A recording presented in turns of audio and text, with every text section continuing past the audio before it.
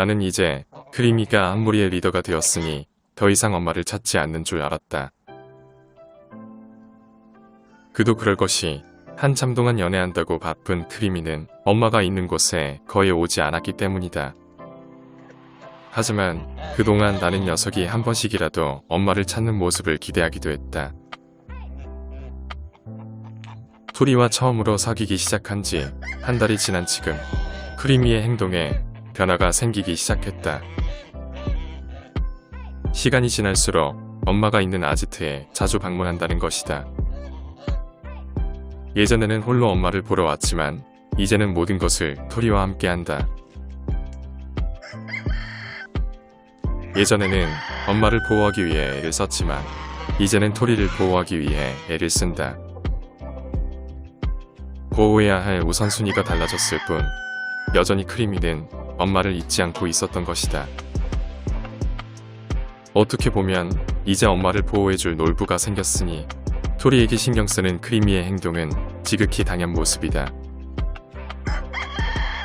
게다가 놀부도 예전과는 다른 모습으로 캔디를 잘 보호하고 있으니 크리미도 이제 안심을 하는 듯 보인다. 아주 짧은 만남을 가진 뒤 크리미는 엄마와 헤어진다. 하지만 이런 만남을 하루에도 몇 번씩 하고 있으니 크리미의 행동이 참으로 대견스럽다.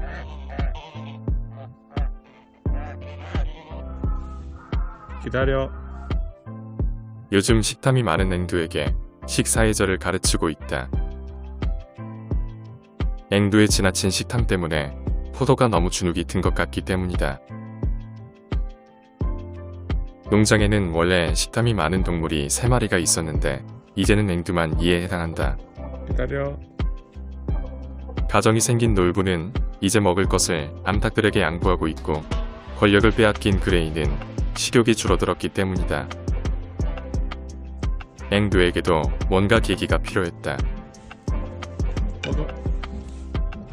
힘있는 서열 1위 고양이가 모든 것을 차지하고 힘없는 고양이가 눈치 보게 둘 수가 없었다. 기다려. 기다려. 내 채널을 오랜 기간 본 시청자라면 앵두가 얼마나 닭고기를 좋아하는지 잘 알 것이다. 하지만 그런 앵두도 이제 서서히 식탐에 대한 절제력을 가지기 시작하는 것이다. 주인에 대한 충성심이 강한 개들은 교육만 받으면 쉽게 이런 행동을 하지만 고양이들에겐 결코 쉬운 일이 아니다. 만약에 이런 교육을 포도에게 한다면 성공할 자신이 없다. 하지만 왠지 앵두와는 뭐든지 잘 통하는 느낌이 있다. 언젠가는 먹을 수 있다는 믿음을 갖고 끝까지 기다려주는 앵두. 앵두. 먹어.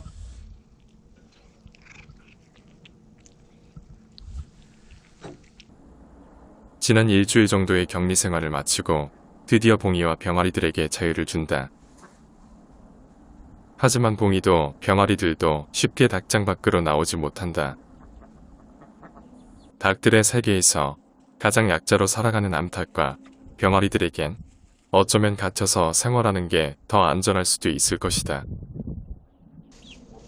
게다가 봉이는 그 당시 죽을 수도 있었던 기억 때문에 닭장 밖으로 나오는 게 쉽지 않을 수도 있을 것 같다.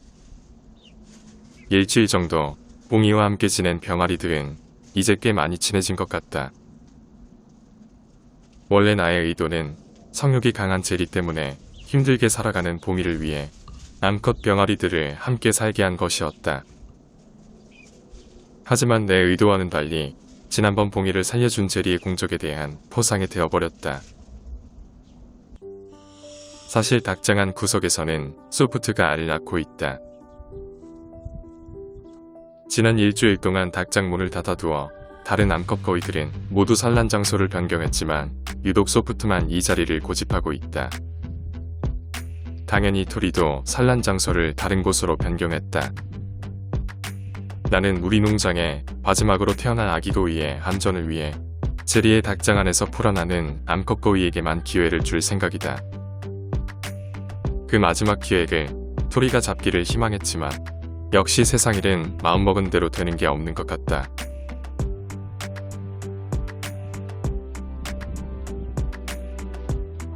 한참을 지난 뒤에야 봉이와 병아리들은 닭장 밖으로 나간다.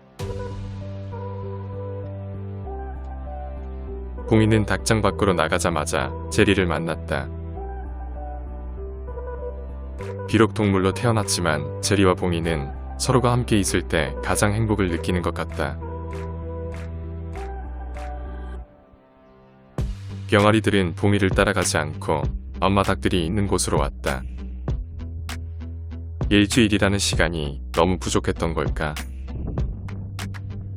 엄마를 빨리 잊고 새로운 환경에 적응할 거라는 나의 예상과는 달리 녀석들에겐 여전히 엄마의 존재가 중요하다. 아무리 엄마가 구박을 하더라도 병아리들에겐 그게 중요한 문제가 아닌 것이다. 암탉 2마리에 만족하고 살아가는 욕심이 없는 수탉 놀부. 흥부전에 나오는 놀부는 욕심이 무지하게 많지만 우리 농장의 놀부는 다행히 욕심이 없다. 그래서 아마도 녀석은 내가 가장 아끼는 암탉을 차지한 건지도 모르겠다. 앵두에게 식사해절 교육을 시켰으니 이제 생활에서 응용하는 일만 남았다. 보통의 고양이는 고기를 씹어서 먹지만 식탐이 많은 고양이는 고기를 그냥 삼킨다. 그런 이유로 그냥 알아서 먹으라고 고기를 주고 가면 대부분 앵두가 먹어치울 수밖에 없다.